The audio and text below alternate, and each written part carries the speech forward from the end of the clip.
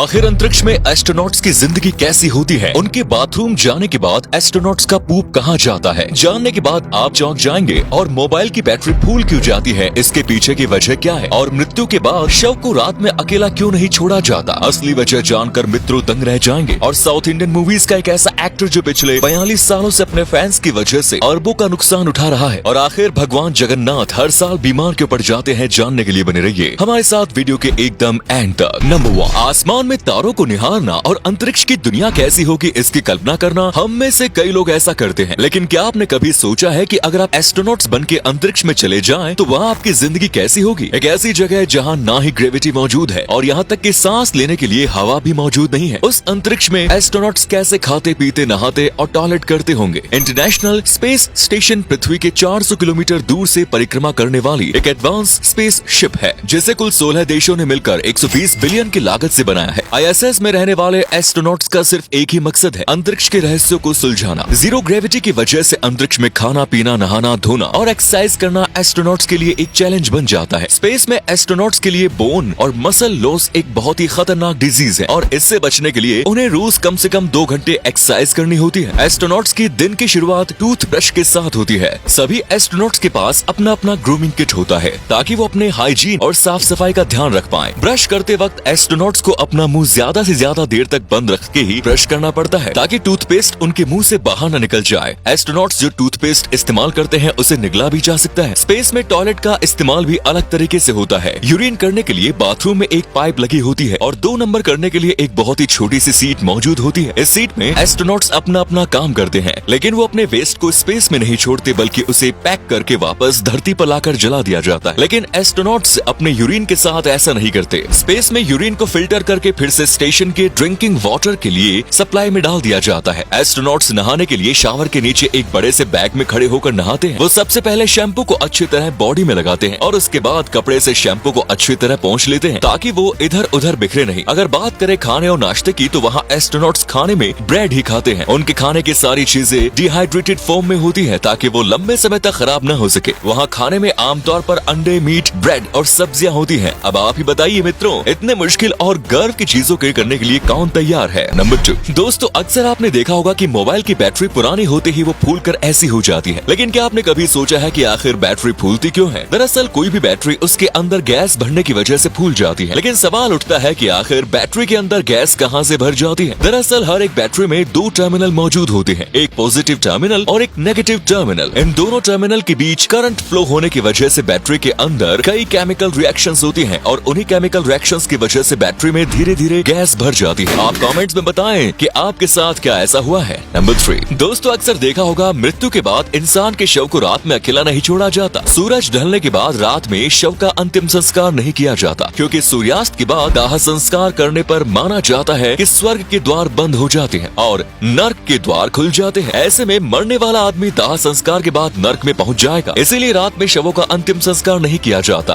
और पूरे रात कोई ना कोई व्यक्ति मृत शरीर का रखवाली करता है। दरअसल माना जाता है कि इंसान की मौत के बाद शरीर आत्मा से अलग हो जाती है और मृत शरीर बिल्कुल खाली हो जाता है, जिस वजह से उस मृत शरीर में कोई बुरी आत्मा का साया अपना अधिकार जमा सकता है। इसी वजह से रात को शव को अकेले नहीं छोड़ा जाता और कोई ना कोई इसकी रखवाली करता है, भले ही ये कितनी भी डरावना काम हो। नंबर 4, जहां एक तरफ बॉलीवुड एक्टर्स मोटी मोटी रकम लेकर गुटके जैसी खतरनाक चीजों के लिए एड के लिए राजी हो जाते हैं और अपने फैंस को धोखा दे देते हैं, वहीं साउथ एक्टर्स किसी भी हालत में अपने ऑडियंस के साथ धोखाधड़ी नहीं करते, चाहे कंपनीज उन्हें करोड़ों रुपयों का लालच ही क्यों ना दे दे। हमारे थलाइवा रजनीकांत तो उस लिस्ट में सबसे ऊपर हैं। साउथ इंडियन मूवी स्टार के भगवान रजनीकांत ने पिछले 42 सालों से एक भी गुटके की एडवर्टीजमेंट नहीं की। रजनीकांत की फेस वैल्यू इतनी बड़ी है कि उन्हें हर एक एडवर्टीजमेंट के लिए 1 से 5 करोड़ की मोटी रकम आराम से मिल सकती है। लेकिन फिर ऐसा क्या हुआ कि रजनीकांत जी ने पिछले 42 सालों से एक भी एडवर्टीजमेंट नहीं की। दरअसल वो नहीं चाहते कि उनकी वजह से एक भी व्यक्ति कोई भी गलत प्रोडक्ट खरीदे, जिस वजह से वो कितने भी मोटे रकम में किसी भी प्रोडक्ट का एड नहीं करते। बाकी कमेंट्स में बताइए कि बॉलीवुड या साउथ मूवीज में आपको सबसे फेवरेट एक्टर कौन सा लगता है। नंबर 5, दोस्तों ये बात आपको भी चौंका देगी। सनातन धर्म के अनुसार भगवान भी बीमार पड़ते हैं, उन्हें भी बुखार आता है और यहाँ तक कि उनका इलाज भी किया जाता है। हर साल एक बार भगवान जगन्नाथ को स्नान कराया जाता है, जिसे स्नान यात्रा भी कहते हैं। थे। माना जाता है कि स्नान यात्रा में 108 घड़े पानी से स्नान करने के बाद भगवान जगन्नाथ 15 दिनों के लिए बीमार पड़ जाते हैं, जिस वजह से उन्हें 15 दिनों तक मंदिर के अंदर ही बंद कर दिया जाता है। इस दौरान सिर्फ मंदिर के सेवकों को ही मंदिर के अंदर जाने की अनुमति होती है। यही नहीं, बीमार पड़ने के बाद भगवान जगन्नाथ जी का जड़ी बूटियों फूलों से इलाज भी किया जाता है। इन 15 दिनों के काल में भगवान को 56 भोग भी नहीं परोसा जाता, बल्कि 56 भोग की जगह उनको 15 दिनों तक काढ़ों का भोग लगाया जाता है। भगवान को काढ़े के अलावा फलों का रस भी दिया जाता है और साथ ही साथ में शीतल लेप भी रोज लगाया जाता है। क्या आपको इससे पहले इस फैक्ट के बारे में पता था? कमेंट्स में जरूर बताएं। एंड लास्ट नंबर 6, क्या आपने कभी सोचा है कि जब भारत आजाद हुआ था यानी कि 1947 में, तब उस समय हमारा भारत कैसा था? भारत में महंगाई कितनी थी? 1947 में इंडियन रुपीस बहुत पावरफुल हुआ करता था। उस समय 1 रुपए लगभग $1 के बराबर हुआ करता था। उस समय रोजाना की खरीदारी चिल्लर में ही हो जाया करती है। उस समय 1 रुपए का सिक्का चांदी का हुआ करता था और रुपए की कीमत 16 आने वाली 64 पैसे के बराबर थी। उस समय में चावल 65 पैसे प्रति किलो के दाम पर और गेहूं 26 पैसे प्रति किलो के हिसाब में ही मिल जाती थी। चीनी 57 पैसे प्रति किलो के हिसाब से बिकता था। पेट्रोल की कीमत उस समय 27 पैसे प्रति लीटर थी। तो उम्मीद है आपको वीडियो पसंद आई होगी। इसी के साथ पेज को फॉलो करना ना भूलें। इसी के साथ वीडियो को लाइक कर अपने दोस्तों में शेयर करना ना भूलें, क्योंकि आपके एक शेयर से हमें काफी मोटिवेशन मिलता है। धन्यवाद।